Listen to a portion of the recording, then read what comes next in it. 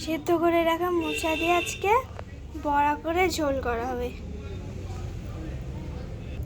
লঙ্কা, ডাল, মুসুরির ডাল আর গোবিন্দভোগ চাল পেস্ট করা হবে।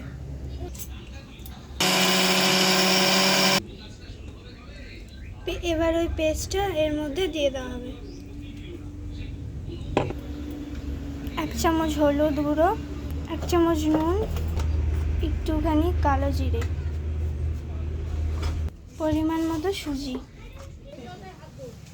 ভিজিয়ে রাখা কাঁচা বাদাম অল্প কিছু দিয়ে দেওয়া হবে। কড়াইতে তেল গরম হয়ে গেছে, এবার বড়াগুলো একে একে ছেড়ে দেওয়া হবে।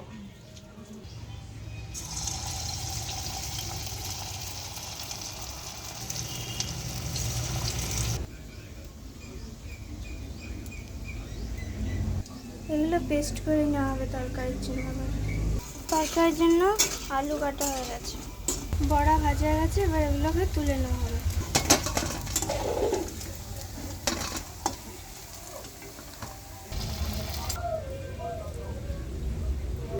গরম তেলের উপরে শুকনো লঙ্কা, জিরে, তেজপাতা ফোড়ন দেওয়া হলো।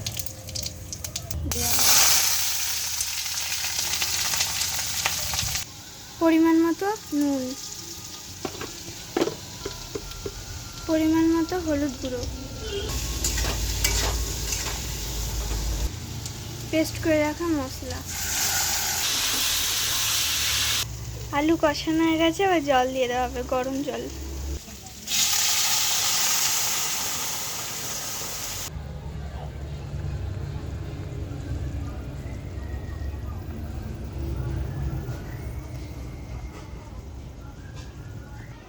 এবার এই বড়াগুলো ঝোলের মধ্যে দিয়ে দেওয়া হবে।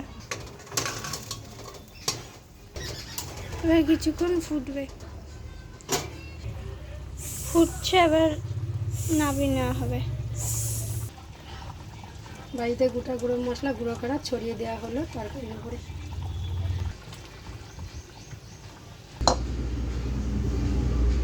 রেডি মোচা দিয়ে বড়ার তরকারি। কেমন হয়েছে সবাই কমেন্ট করো।